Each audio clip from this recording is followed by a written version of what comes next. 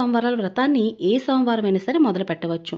కానీ చాలా విశేషమైన ఫలితాల కోసం చాలామంది కూడా చాతుర్మాస దీక్షను మొదలుపెట్టినప్పటి నుంచి కూడా 4 నెలల పాటు దీక్ష కొనసాగుతూ ఉంటుంది.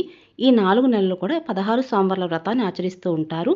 మరి ఈ 2026 సంవత్సరంలో చాతుర్మాస దీక్ష ఎప్పుడు మొదలుపెడతారు? 16 సోమవారాల వ్రతాన్ని ఎప్పుడు మొదలుపెట్టాలి అనే విషయం తెలియచేస్తాను. 2026 సంవత్సరంలో జూలై నెలలో జూలై 14వ తారీఖు జ్యేష్ఠ అమావాస్య, తర్వాత జూలై 15వ తారీఖు నుంచి ఆషాఢ మాసం అనేది ప్రారంభమవుతుంది.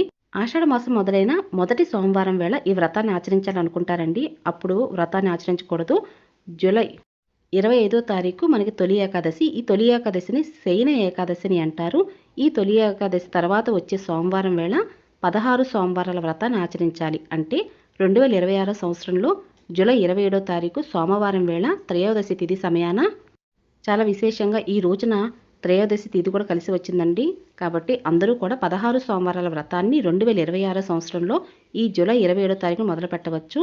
ఇక తర్వాత ఆగస్టు 3, 10, 17, 24, ఆగస్టు 31వ తారీఖు, ఇంకా సెప్టెంబర్ నెలలో వచ్చేసి సెప్టెంబర్ 7, 14, 21, 28, అక్టోబర్ నెలలో అక్టోబర్ 5, 12, 19, 26, నవంబర్ నెలలో వచ్చేసి నవంబర్ 2, 9, 16.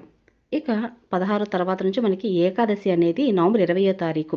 చాతుర్మాస దీక్ష అనేది తొలి ఏకాదశి అంటే జూలై 25వ తారీఖుతో మొదలుపెట్టినటువంటి చాతుర్మాస దీక్ష నవంబర్ 20వ తారీఖు శుక్రవారం వేళ కార్తీక శుద్ధ ఏకాదశితో ముగుస్తుంది.